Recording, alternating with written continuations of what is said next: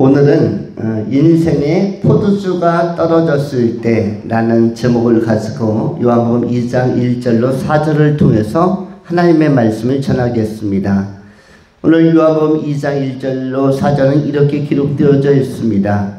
사흘째 되던 날 갈릴리 가나에 혼례가 있어 예수의 어머니도 거기 계시고 예수와 그 제자들도 혼례의 청함을 받았더니 포도주가 떨어진지라. 예수의 어머니가 예수에게 이르되 저들에게 포도주가 없다 하니 예수께서 이르시되 여자여 나와 무슨 상관이 있나이까 내 때가 아직 이르지 아니하였나이다. 이렇게 요한복음 2장 1절로 4절이 기록되고 있습니다. 특별히 3절에 어떤 표현이 나오냐면 저들에게 포도주가 없다 하니 이렇게 나옵니다. 3절에 포도주가 떨어진지라 하면서 포도주에 대해서 두 번을 언급하죠. 포도주. 요즘은 포도주를 와인이라고 보통 이렇게 통칭해서 이야기하는 것 같습니다. 요즘에는 물론 다양하죠. 뭐 사과 또 다른 과일로도 다양하게 만들기도 합니다만 예전에는 중동 땅에서는 포도와 올리브가 대표적인 특산물이어서 포도주가 음료로서 잘 쓰였습니다. 그런데 여기서 포도주라는 표현은 이것은 원문에서는 뭘 의미하냐면 기쁨이란 뜻입니다. 만족해하는 것. 인생에서 만족해하는 것이 떨어졌을 때, 인생에서 기쁘게 하는 게 떨어졌을 때, 인생에서 나를 짜릿하게 하는 것이 떨어졌을 때, 인생에서 나를 열광하게 하는 것이 떨어졌을 때, 그것이 결핍되었을 때, 그것이 바로 뭐죠? 포도주가 떨어졌을 때로 오늘 본문의 표현이 된 것입니다. 그러면 오늘 본문을 세 가지로 이 포도주가 떨어졌을 때를 기준으로 해서 세 가지로 정돈합니다. 첫 번째, 결핍.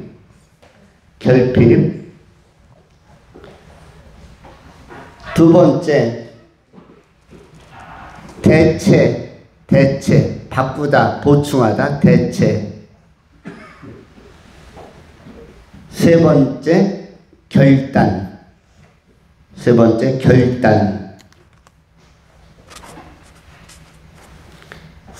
이렇게 결핍, 대체, 결단이라는 세 가지 소주제로 하나님의 말씀을 전하겠습니다. 첫 번째, 결핍에 관한 것입니다. 인생을 살다 보면 모든 것들이 잘 공급되거나 충족되지를 못합니다.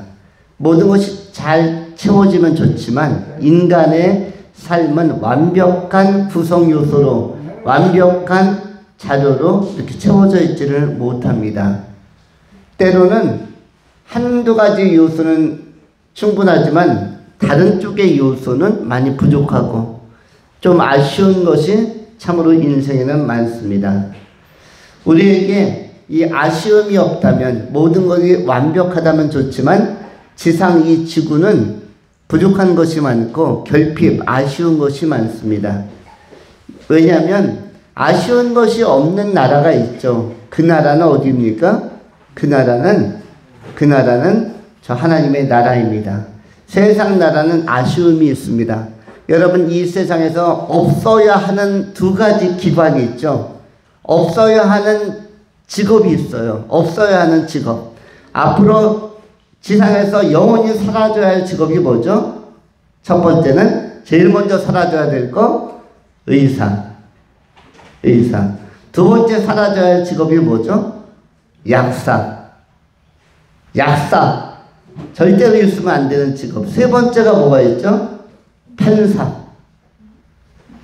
네 번째가 뭐가 있죠? 검사. 다섯 번째가 뭐가 있죠? 없어져야 될 직업. 변호사. 여섯 번째가 뭐가 있죠? 기자. 기자. 물론 경찰도 없어져야 할 직업입니다. 그리고 또 없어져야 할 직업이 뭐가 있죠? 군인, 사관학교, 장교, 장군, 군인 없어져야 할 직업이에요. 그 다음에 또 없어져야 할 직업이 그 이외에도 많습니다. 그런데 기본적으로 뭐는 없어져야 된다? 의사들, 병원들, 법원들, 경찰서 이런 건 다 없어져야 됩니다. 왜 그럴까요? 그것이 있다는 것은 문제가 많다는 거예요. 아픈 사람이 많다. 병원이 있다는 것은 뭐냐? 아픈 사람이 많다는 거예요. 여기저기가 다 아프고, 그 다음에 약사가 있다는 건 끊임없이 골골대면서 약을 사 먹어야 되는 또 아픈 고통을 경험하는 사람이 있다는 것입니다. 판사가 있다는 것은 판결을 받아야 되는 문제가 있다는 것이고, 검사가 있다는 것은 뭔가 범죄에 쫓긴다는 것이고 소송을 당했다는 것이며, 변호사가 있다는 건 뭐가 다급해서 이 사건을 또 맡겨야 된다는 것이고 엄청나게 돈을 써야 된다는 것이며, 경찰서가 있다는 것은 범법자들이 있다는 뜻이며, 그렇죠? 그 다음에 군인들이 있다는 것은 분쟁과 다툼과 폭력이 발생할 수 있다는 것을 의미하는 것이고, 기자들이 있다는 건 뭐죠? 신문사가 있다는 것은 사건, 사고가 매일 터진다는 걸 의미해요. 기자들이 기사 쓸 것이 없어야 좋은 세상입니다. 평안한 세상. 어느 집에 강도가 들었다. 어느 회사에 화재가 났다. 어디에 교통사고가 났다. 열차 추돌사고가 났다. 이런 것들이 뉴스로 어디에 발전소가 원자력 발전소가 붕괴돼서 큰일이 났다. 이런 것이 기사로 안 나와야 이 땅은 어떠한 땅입니까? 완전하고 평화롭고 완성된 땅이에요. 그런데 이런 것이 성취된 나라가 있죠. 어느 나라입니까? 세상 나라가 아니라 하나님의 나라. 천국은 무엇이 없다? 병원이 없다. 의사도 없다. 간호사도 없다. 약사도 없다. 또 뭐도 없다? 경찰도 없고 판사도 없고 검사도 없고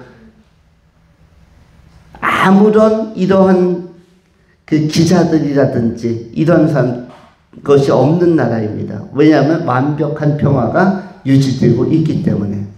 그래서 천국은 지상에 있는 것들이 없어도 되는 나라. 그래서 완성도가 높은 나라입니다. 그런데 이 지구에는 이런 것들이 지금 다 있고 이러한 업무를 담당하는 사람들이 급료와 보수를 많이 받습니다. 이유가 뭐죠? 이게 어려운 사건이고 어려운 문제니까. 치명적인 문제라서, 치열한 문제라서 잘 처리하지 않으면 큰일 나기 때문에 여긴 전문가가 필요해요. 여기에 대한 전문적인 학습과 지식과 자격을 갖춘 사람들이 이 업무를 담당해야 되기 때문에 상당히 고난이도의 그 지적인 능력과 재능적인 능력, 성실성, 정밀도를 다 요구하는 것입니다.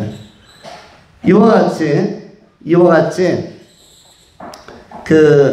이 지상은 완벽하지가 않습니다. 지난 주간에 강원도 쪽 어느 군부대에서 큰 사건이 발생할 뻔했죠. 북한에서 최근에 전투기들이 한 20여 대 막 출격하고 그래서 우리나라에서도 30대 이상의 최신형 전투기들이 떠서 맞대응을 했습니다. 그리고 동해바다 쪽에서는 우리나라 군인들이 미사일을 발사했어요. 현무 퉁가하는 미사일을 발사했는데 그 중에서 하나가 오발탄이 생겼죠. 미사일 하나가 쫙 올라가다가 빵 터져버렸어요. 그 당시에 저 강원도 일대에 살고 있던 분들은 밤에 그야말로 대규모 폭탄이 터지니까 깜짝 놀라서 전쟁이 일어났는지 알았다. 깜짝 일어났다는 것이에요. 그거 하나 제대로 떨어지면 우리 뱃속 같은 동네에 상당히 많이 막 파손이 될 겁니다. 수백 명이, 수천 명이 살상될 수도 있는 게 빵 터져버렸어요. 뭘로? 오발탄으로. 연료 쪽에 문제가 있어서 추진체에. 자, 그러면 이런 것은 더 정밀하고 더 전문가가 필요하죠. 위험하니까. 지상에서는 위험한 요소가 많습니다. 그런데 하나님의 나라에는 이런 요소가 전혀 없는 것이에요.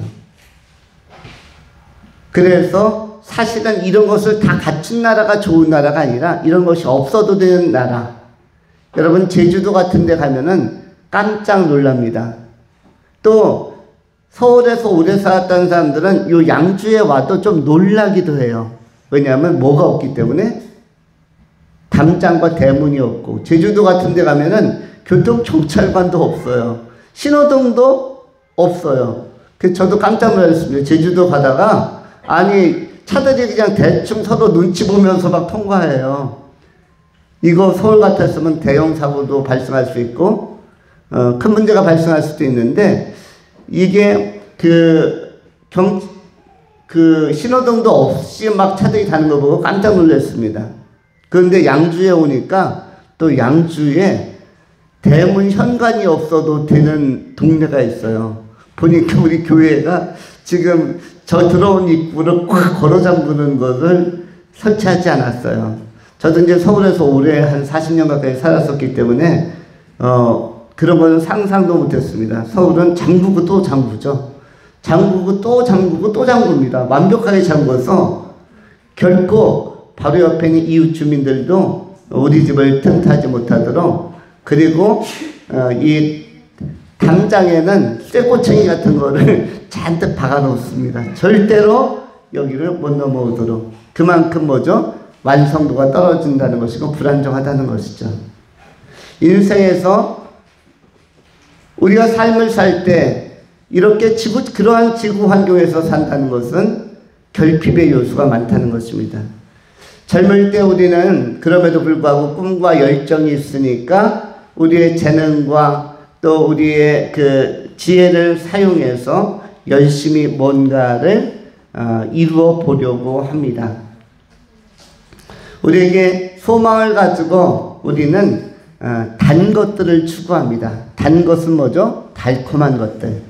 달콤한 꿈이든 달콤한 소망이든 달콤한 비전이든 여러 가지 우리는 달콤한 신기루든 매력이든 목표든 향해서 뛰게 되어집니다. 그런데 어느 시점에서 이 달콤한 것이 떨어지는 시기가 온다는 것입니다. 우리의 청소년들은 아직 또 달콤할 것 같습니다. 우리 초등부에 다니고 있는 학생들은 달콤하기만 할 것 같아요. 우리 가은이처럼 유치부 학생은 더욱더 달콤할 것 같습니다. 그런데 어느 시기부터 우리가 성장하다 보면 이 달콤한 것만 있지 않고 쓴맛들이 있다는 것을 우리가 알게 되어집니다. 이미 알고 있을지도 모르겠습니다. 여러분, 우리 혀가 음식을 또 어떤 과일을 어떤 식물을 씹을 때에 맛을 느끼죠. 몇 가지 맛이 있죠, 대표적으로? 최소한 4가지 맛은 있죠. 5가지 맛도 있는지 모르겠어요. 자, 5가지 맛을 맞춰보세요. 제일 쉬운 게 뭐죠? 단맛, 짠맛. 매운맛, 신맛. 예, 5가지가 넘는 것 같아요. 떫은 맛, 씁쓸한 맛. 예, 한 10가지 되는 것 같습니다. 좋습니다. 그런데 쓴맛, 인생에는 뭐가 있다? 쓴맛, 떫은 맛, 이런 것들이 있어요. 우리는 무엇을 원하는데? 단맛을 원하는데, 여러분이 허기가 지거나 아니면 조금 기운이 빠질 때는 쓴 거 먹고 싶습니까? 달달한 거 먹고 싶습니까? 달달한 거 먹고 싶죠. 굉장히 배고플 때 양념갈비 같은 거 잘 구워놓은 거 먹으면 진짜 입에서 막 스르르 녹죠. 너무 배고플 때. 이와 같이 인생에는 단맛을 요구할 때가 있는데, 인생에는 단맛만 있지 아니하고 무엇도 많다? 쓴맛이 많다. 그리고 서서히 어린 시절에는 단맛 중심으로 살지만은, 그래서 어린 유소년 시절에는 사탕이나 달달한 것 많이 먹습니다. 가끔 우리 아동부, 우리 초등부 성경 공부 끝나면 선생님께서 간식을 준비해 주시는데, 제가 이렇게 보면 대부분 달달한 거예요. 대부분 단 것입니다. 왜냐하면 이것이 어릴 때 구미에 딱 맞기 때문이죠. 그런데 우리가 그 시기를 지나서 막 청년기로 가다 보면 그때서부터 뭐가 오죠? 고등학교 3학년 되면 수능서부터 해가지고 쓴맛들이 자꾸 들어와요. 그 다음에 떫은 맛. 이건 아닌 것 같은 맛인데 그래도 경험해야 되고 상황에 들어가야 되는 맛들, 인생의 맛을 보게 되었습니다. 근데 오늘 본문에 나오는 이 포도주는 어떤 맛이냐면 그 여러 가지 맛 중에서 단맛이에요. 단맛. 잔치집에서는 음료수가 필요하죠. 잔치집에는 음료가 필요합니다. 그냥 음식만 주는데 시원한 또 맛있는 음료가 없으면은 잔치 분위기가 살질 않죠. 여러분 고기 먹을 때는 대부분 많은 사람들이 탄산 음료를 많이 찾기도 합니다. 어떤 것 때문이죠? 짜릿한 그 단맛 때문이죠. 예를 들어서 치킨 먹을 때 이런 거 먹을 때는 뭔가 짜릿한 탄산 음료를 찾기도 합니다. 고기를 먹을 때라든지. 물론 주스를 먹기도 하고 그냥 물만 마시는 분들도 있겠지만 이렇게 조금 자신을 이렇게 채워가려고 하는 경우도 많이 있습니다. 그런데 이러한 단맛이 어느 시점이 되면은 떨어질 때가 있다는 것입니다. 이것을 갖다 뭐라고 그러냐면 오늘 주제처럼 결핍이라는 것이에요. 이런 결핍이 올 때, 그리고 시간이 지나서 인생의 결핍이 심하게 오는 시점이 있습니다. 아찔하고 막 삶의 중심이 흔들리고 이 삶이 도대체 어떻게 수습을 해야 되는가 할 만큼 단맛이 다 떨어져 버리는 상태. 이때는 인생의 삶의 무게가 굉장히 무겁게 느껴집니다. 여러분 껌을 씹는 분들이 있는지 모르겠어요. 껌을 씹는 분들, 학교에 가도 학생들 가운데 수업 시간에 껌 씹는 학생들도 있고, 저희 교회는 없는 것 같은데 제가 다른 교회에 가보니까 껌 씹는 학생들도 제가 많이 봤었어요. 껌을 씹더라고요.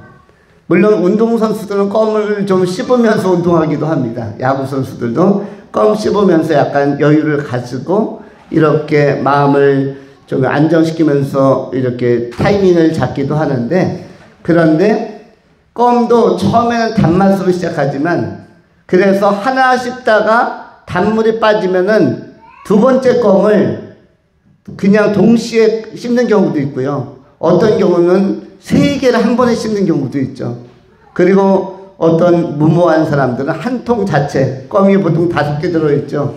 이걸 갖다가 5개를 다 까가지고 그 단맛만 보려고 이렇게 먹는 경우도 있습니다. 그런데 나중에는 단맛이 빠지면은 이 껌을 씹는다는 것이 즐겁으니까 이 어금니가 아픈, 여기가 보통 아구라고 하죠. 아구가 아픈 상황이 오죠.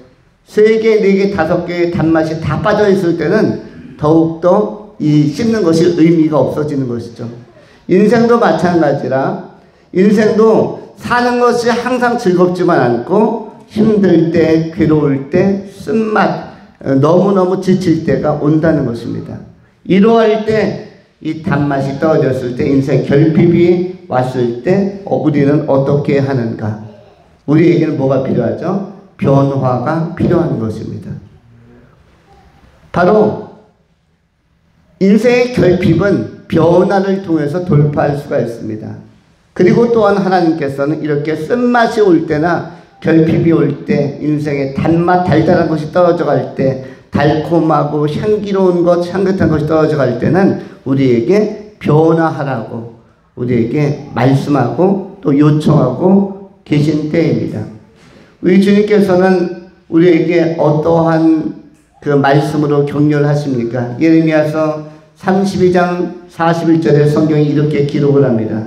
내가 기쁨으로 그들에게 복을 주되 분명히 나의 마음과 정성을 다하여 그들을 이 땅에 심으리라. 우리를 이 땅에 택하시고 심으신 것은 하나님의 분명한 뜻, 기쁨을 주시고자 하는 뜻이 있음에도 불구하고 그것이 결핍되었을 때는 주님을 간절하게 찾아야 하는 것입니다. 예레미야는 하나님을 믿되 간절히 믿으라고 간절함에 대해서 강조하고 있습니다. 예레미야서 33장 2절 3절은 이렇게 또한 기도를 합니다. 이렇게 알려주고 있습니다. 이를 행하시는 여호와, 그것을 만들며 성취하시는 여호와, 그 이름을 여호와라 하는 이가 이와 같이 이르시도다. 너는 내게 부르짖으라. 내가 내게 응답하겠고 내가 알지 못하는 크고 비밀한 일을, 크고 은밀한 일을 내게 보이시리라. 주님께서는 이 변화가 필요할 때, 단맛이 떨어졌을 때는 간절히 찾으라고 말씀하고 있습니다. 간절히, 음료수가 떨어졌으면 음료수 어디 없어? 더 없나? 간절히 찾아야 된다는 것입니다. 간절히 찾으면 거기에서 이 변화, 뭔가 변화의 조짐과 변화의 상황이 다가올 수 있는 것입니다. 우리가 맛있게 밥을 먹으려고 할 때도 마찬가지입니다. 반찬, 요리, 재료, 식재료 가지고 준비 다 해놨는데 밥통 딱 열어보니까 뭐가 없어요? 밥이 없을 때, 이때가 난감합니다. 밥이 있는지 알고 반찬 열심히 해놨는데 식구들 다 모이라고 해서 식당에 앉으라고 했는데 밥뚜껑을 이렇게 딱 열었는데 뭐가 없을 때? 밥이 없거나, 또는 3일 전에 한 거 누래진 밥, 그야말로 반사발밖에 안 남았을 때가 난감하죠. 고기도 구워놓고 다 했는데 이럴 때는 어떻게 하면 좋습니까? 국도 끓여놓고 갈비찜도 잘 재워놓고 다 끓여놨는데 뭐가 없다, 결정적으로 밥이 없을 때, 이럴 때 변화가 필요하죠. 어떻게 대처하면 좋겠습니까? 빨리 밥을 하기엔 너무 시간이 늦으니까 평소에 우리가 준비해 놓는 게 뭐죠? 햇반이죠. 예. 햇반을 5개 빨리 뜯어서 렌지에 돌려서, 입은 딱 돌려서 이어서 우리의 결핍을 채워나갈 수가 있는 것처럼 우리에게 있어서도 뭐가 필요하다? 변화가 필요하다. 밥만 찾는 게 아니라, 왜 밥을 안 해놨느냐고 책임만 추궁할 게 아니라 변화가 필요한데 햇반을 빨리 찾아야 한다. 이것을 우리가 생각하면서 우리에게도 결핍이 올 때, 내 삶이 너무 무거워지고 정체감이 올 때는 변화를 추구해라. 그 변화가 누구 안에서 변하면 좋다? 그리스도 예수 안에서의 변화, 하나님 안에서의 긍정적 변화가 온다면 이것이야말로 새로운 도약과, 그리고 정말 한 끼 밥상을 맛있게 먹는 것처럼 햇반 잘 익혀서 맛있게 반찬과 먹는 것처럼 인생을 더욱더 차원 높게, 깊이 있게, 아름답게 성숙시켜 갈 수가 있는 것입니다. 결핍되는 변화가 필요하다. 우리가 이 세대를 본받지 말고 마음을 새롭게 하면 변화를 받아 하나님의 기뻐하신 뜻들을 이루어가는 귀한 성도님들이 다 될 수 있기를 축원합니다. 두 번째는 대체입니다. 대체. 우리가 결핍은 좋은 것이 있었는데 그것이 다 소모되거나 닳아버렸어요. 우리가 한때는 지혜로웠는데 요즘은 이렇게 청명해지지도 않고, 또 기억력도 많이 약해지고, 옛날에 힘도 셌는데 요즘에는 화분 하나 들기도 허리가 아프고 어깨가 아프고, 요즘은 쌀한 말 들기도 쉽지가 않고, 이러할 때 우리는 옛날과 다를 때, 이런 목마름이나 결핍이 올 때는 우리가 대체가 필요한데 우리가 어떻게 해야 되겠습니까? 예전에 있었던 것보다 더 좋은 것, 더 달달한 것, 더 매력적인 것으로 우리를 대체해야 되는데, 옛날 것보다 더 단 것으로, 옛날에 단 것, 매력적인 것, 옛날에 향기로웠던 것, 아름다운 것들이 있었다면 우리는 대체할 때는 더 좋은 것으로, 더 레벨이 높은 것으로 대체하는 것입니다. 여러분, 우리가 옷을 한번 이제 새로 입어야겠다. 옛날에 입었던 거 10년째 입어서 이제는 좀 하나 옷 좀 바꿔봐야겠다. 신발 하나 바꿔봐야겠다. 가구 하나 바꿔봐야겠다 할 때는 옛날에 샀던 것보다 더 좋은 것을 우리가 찾게 되어져 있습니다. 더 좋은 가구, 더 좋은 옷, 더 좋은 신발, 더 좋은 것을 우리가 추구하게 되어져 있죠. 마찬가지로 옛날에 달달했던 것 정도가 아니라 더 좋은 것으로 우리는 대체할 필요가 있고 보완할 필요가 있는 것입니다. 그런데 이전에 좋았던 그것은 쉽게 구하기 어려운 것들입니다. 이전에 우리가 가졌던 튼튼한 건강, 또 우리의 총명한 머리, 아름다운 피부, 이게 후천적으로 쉽게 대체가 잘 안 되는 것들이에요. 여러분, 피부는 어린아이 때가 좋습니까? 나이가 많을 때가 좋습니까?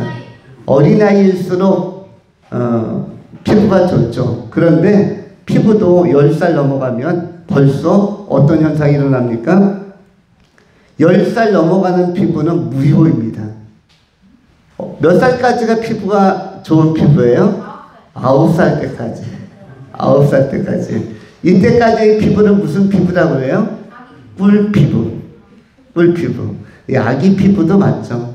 아기 피부 같은 경우는 상처가 나도 빨리 복원이 됩니다. 얼굴이 까져도 복원이 빨리 되어서 나중에 상처에 티가 납니다. 마데카솔이라든지 이런 것들 잘 바르면은 나중에는 빨리 복원이 되는데, 어른들이 상처가 나면 빨리 복원이 돼서 감쪽같이 없어질까요? 아니면 그것이 반점처럼 시꺼멓게 변할까요? 어른들은 얼굴이 상처가 나면 안 되는데, 이게 상처가 나는 순간에 이것이 회복이 되는 게 아니라, 아무는 게 아니라 원상회복이 안 되고 점으로 바뀝니다. 멜라닌 색소가 집중적으로 거기에 파고들어서 나중에는 반점, 검버섯 또는 그 얼룩덜룩한 이 점들이 생기게 되어져 있어요. 피부가 좋다라는 것은 얼굴에 뭐가 많다는 것을 의미하는 거죠? 꿀피부라는 것은 무엇을 의미하는 거죠? 우리의 피부에 습기가 많다. 그래서 화장들을 많이 하죠. 여성들은 좋은 화장품을 쓰는데, 좋은 화장품의 특성이 뭐죠? 무슨 효과라고 그러죠? 화장품의 특성이 무슨 효과를 줍니까? 보습 효과. 습기, 수분을 증발하지 않도록 보존해주는 효과를 뭐가 하는 것이죠? 화장품이. 이제 세월이 지나서 어른이 되다 보면 주름살도 많이 잡히고 피부가 쫙쫙 이 아스팔트처럼 백지처럼 이렇게 잘 펴지질 않아요.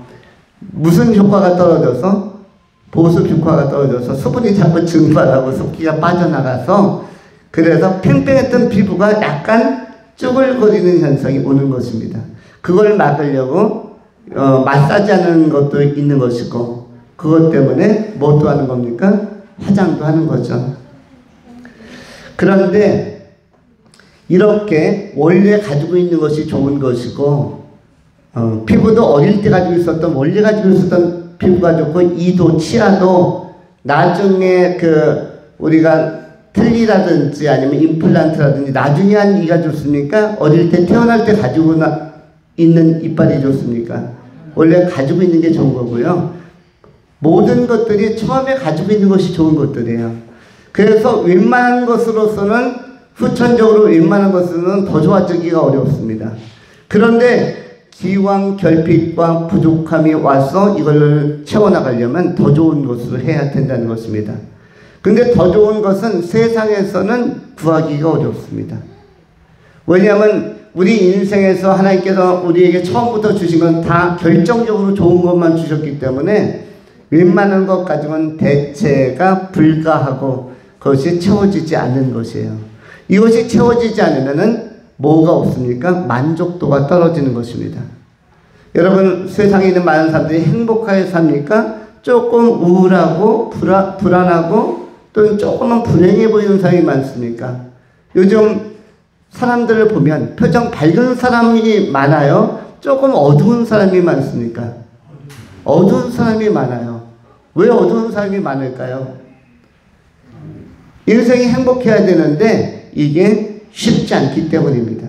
우리가 밝아야 되는데, 달처럼 밝아야 되고 꽃처럼 밝아야 되고 환해야 되는데, 광채가 빛나야 되는데, 후광이 빛나야 되는데 누구를 봐도 밝은 사람이 적습니다.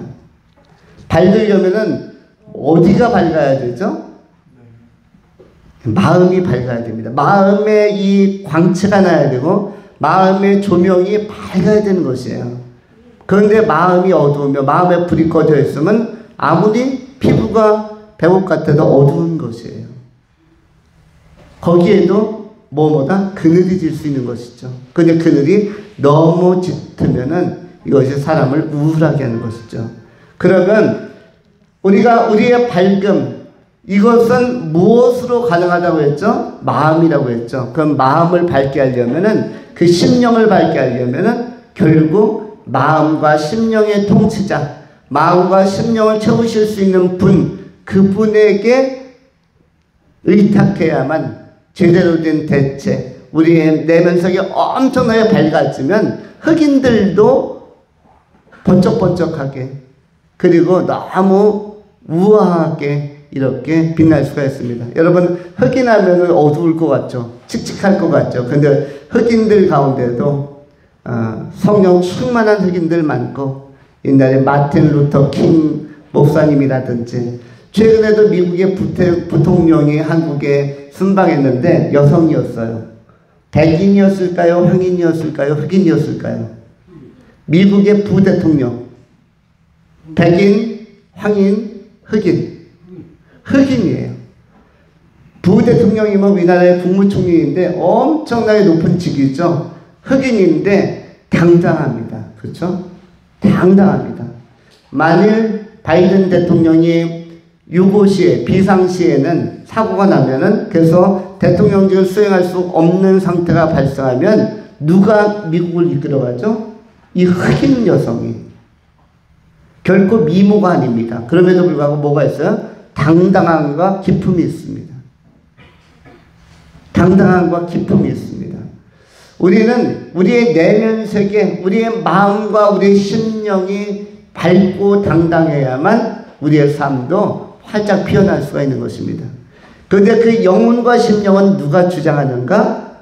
영혼과 심령은 하나님이 주장하는 영역입니다. 그래서 우리가 하나님을 믿어야 하고, 그리고 전능자, 구원자 예수 그리스도를 영접해야 되는 것입니다. 만왕의 왕, 만주의 주, 모든 것의 모든 것 되신 우리 주님께서 우리의 마음의 자리에 왕으로 계실 때에, 그때 우리는 세상에 줄 수 없는 환한 빛, 영광의 빛을 가질 수가 있고, 그것을 온 세상에 반사하고 또 나타낼 수가 있는 것입니다. 우리가 너무 인생이 어려울 때는 하나님의 책략에 맡기는 게 좋습니다. 주님의 전술과 전략, 말씀 안에 있는 방법론을 따를 필요가 있는데, 예레미야서 32장 19절에 성경은 이렇게 또한 말씀합니다. 주는 책략에 크시며 하시는 일에 능하시며 인류의 모든 길을 주목하시며 그의 길과 그의 행위의 열매대로 보응하시나이다. 우리 주님은, 우리 하나님은 책략에 크시며 하시는 일에 능하시며 전문가이시며 그의 길과 그의 행위의 모든 것에 정통하신 분이시다. 나의 삶에 있어서, 나의 상황에 있어서 가장 정확한 책략과 그리고 파악과 진단을 통해서 처방하실 분, 대체해 주시고 가장 좋은 것, 더 좋은 것으로 채워주실 분은 우리의 창조자, 주성자, 우리 하나님, 또 우리 구주 예수 그리스도시다. 이것을 우리가 꼭 기억해야 할 것입니다. 우리가 처음에 좋았던 것보다 더 좋은 것은 처음에 좋은 것을 주셨던 그분에 의해서만 가능해지는 것입니다. 우리가 우리 하나님 앞에 더 깊게 진지하게 나가는 것이 필요합니다. 우리가 주님 앞에 더 간절하게 나가는 것이 필요합니다. 그럴 때 이전에 가졌던, 이전에 달달했던 것보다 30배, 60배, 100배, 1000배, 만배 더 좋은 것들이 여러분의 삶에 충만하게 임하게 될 것입니다. 때가 되면은 옛날의 포도주와 비교도 안 되는 더 좋은 포도주, 오늘 본문 요한복음 2장에서 뒤에 나옵니다. 더 좋은 포도주가 때가 차면 하나님의 때, 이른바 호라 내지는 카이로스, 이니스탄 타임, 그분의 시간이 되면은 그 결정적인 때에, 그 호라의 시기에, 그 카이로스의 시기에 그런 하나님의 더 좋은 것을 채우심의 역사가 경험될 수가 있는 것입니다. 하나님을 간절히 찾으시고 추구하면서 하나님을 제대로 신실하게 믿으면서 동행하는 귀한 성도님들이 다 될 수 있기를 축원합니다. 마지막으로 오늘 본문의 말씀은 결단입니다. 결단은 뭐냐면 우리가 이 문제와 결핍을 해결하려면은 한 분을 초청해야만 합니다. 오늘 여기 본문에 나오는 마리아라는 여인은 누구를 초청합니까? 예수를 초청합니다. 예수를 초청합니다. 2절에 예수와 그 제자들도 홀리의 청함을 받았더니 이렇게 되어져 있고요. 그런데 3절에 포도주가 떨어진지라 달달한 것이 좀 떨어진 상황이 발생했습니다. 당황스러운 황망한 사건이 발생했습니다. 이때 누가 개입을 하죠? 예수의 어머니 이른바 마리아가 예수에게 이르되 상황 보고를 합니다. 저들에게 포도주가 없습니다. 주시여 예수여 저들에게 포도주가 없나이다. 저들이 지금 기쁨이 사라지고 있고 저들이 마시고 싶어 하는데 마실 것이 없나이다. 요한복음 2장 3절에 나오죠. 여기에서 예수님께서 이렇게 말씀하죠. 4절에 예수께서 이르시되 여자여 나와 무슨 상관이 있나이까 내 때가 아직 이르지 아니하였나이다.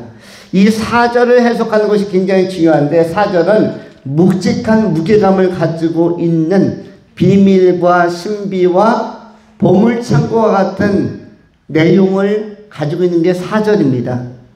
4절 자체가 굉장히 묵직하죠. 예수께서 이르시되 여자여 나와 무슨 상관이 있나이까 내 때가 아직 이르지 아니하였나이다. 이것을 해석할 수 있는 분 해석해 보십시오. 이게 무슨 뜻이에요?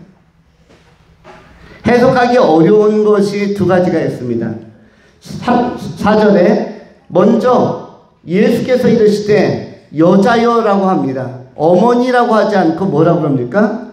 여자여. 아니 아들과 딸이 자기 어머니한테 여자여라고 하는 분도 있습니까?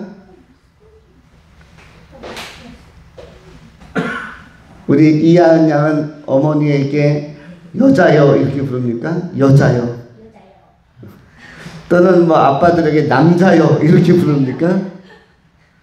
그런데 보니까 예수님은 마리아에게 분명히 앞에는 요한이라는 사도가 기록할 때는 어머니라고 2장 1절에 기록하고 있는데 본문에서 예수님은 마리아는 뭐라고 부르니까 여자여라고 합니다. 여자여.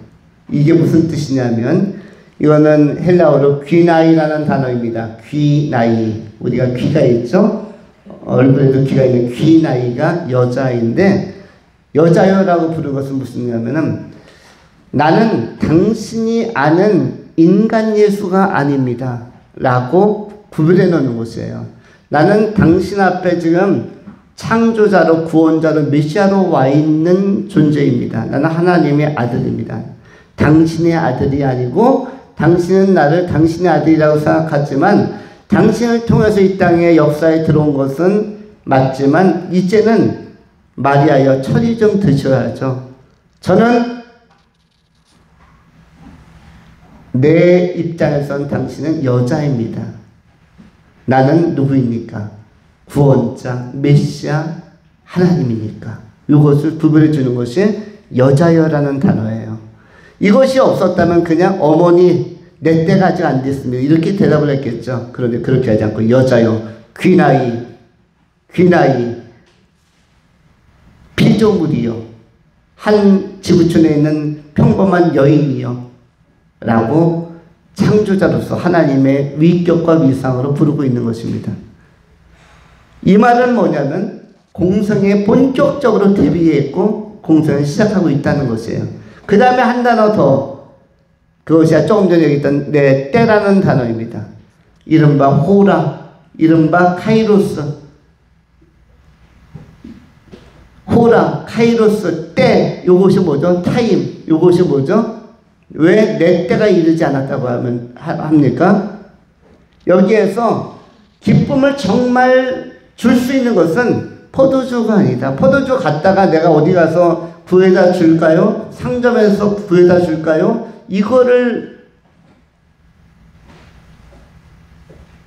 예수님께서 이야기하는 것이 아니라 또 마리아도 그걸 원하진 않겠죠. 하인을 시켜야죠. 상점 가서 사오거나 이웃 가서 빌려오려면, 이웃 포도주 많은 집에 가서 빌려오려면 가서 들통 가져가서 이렇게 바가지 가서 포도주 빌려오려면 하인을 시켜야죠. 하인이 여러 명인데. 그런데 예수님께 이야기하는 것은 예수님의 능력을 사용해 주십시오. 뭘로? 예수님의 권능으로 물로 포도주 만드는 능력을 사용해 주십시오라고 한 것이죠. 그런데 예수님께서 말씀하는 것은 나는 메시아로 와서 이런 세상적인 음료 만드는 것, 포도주 만드는 것, 술 만드는 것, 기적을 일으키는데 내 능력을 쓰러온 것이 아니다.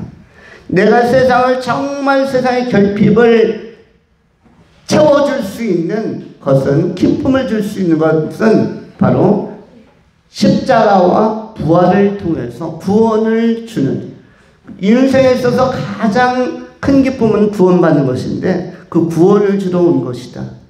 단순히 일시적으로 한때의 목마름을 채워주는, 한때의 분위기를 띄워주는, 음료수가 더 들어와서 여기 새로운 한 병 들어왔습니다. 이거 따서 드십시오. 이런 쪽에 일을 하러 온 것이 아니라 나는 인간에게 본질적으로 기쁨을 주기 위하여 인간의 죄와 상처와 억눌림과 또 여러 가지 불안 가운데 두려워하고 있는 그 본질적인 문제를 해결하기 위하여, 그리고 정말로 빛 가운데 거하는 사람이 되기 위하여 이 기쁨을 주기 위하여 왔나이다.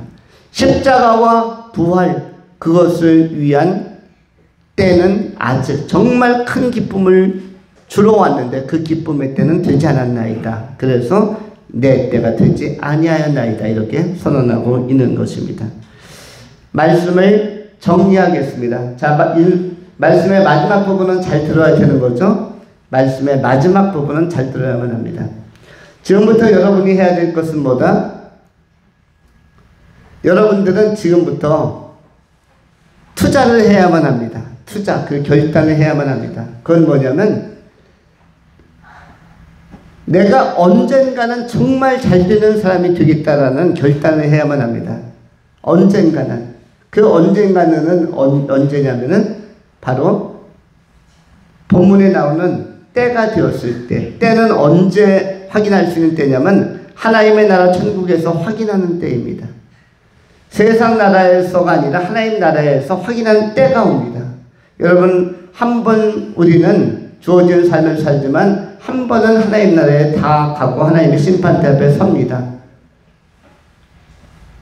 이번 주에 우리나라에서 굉장히 지명도가 높았던 원로 그 교수 한 분이 세상을 떠났습니다. 김동길이라는 분이에요.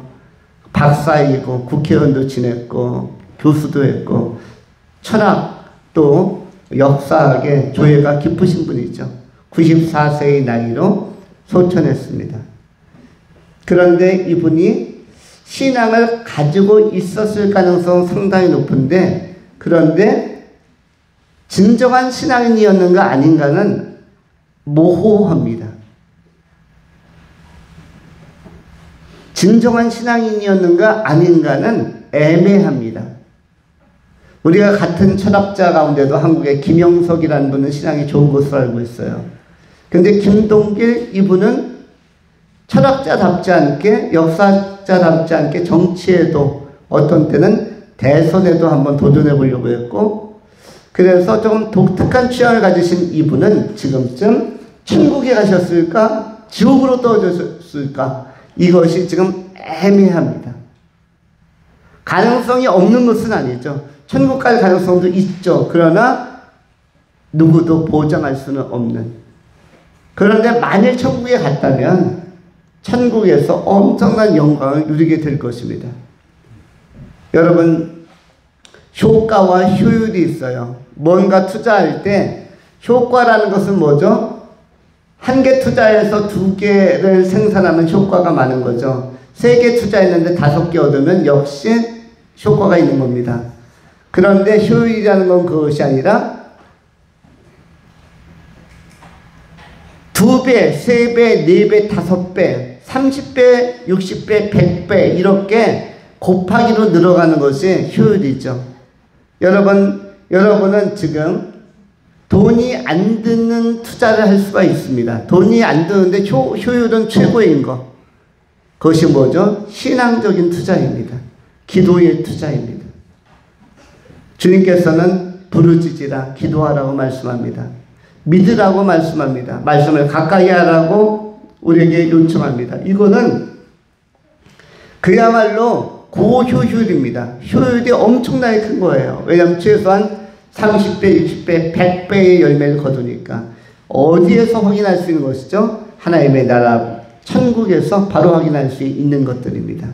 이것은 시건치 아니하시고 농담을 하지 아니하시는 하나님의 신실한 약속입니다. 여러분, 가장 적극적인 투자, 큰 투자를 우리의 인생에서 단맛이 떨어졌을 때, 우리 결핍의 시기에 쓴맛이 나오기 시작할 때 지금부터 해야 되는 것입니다.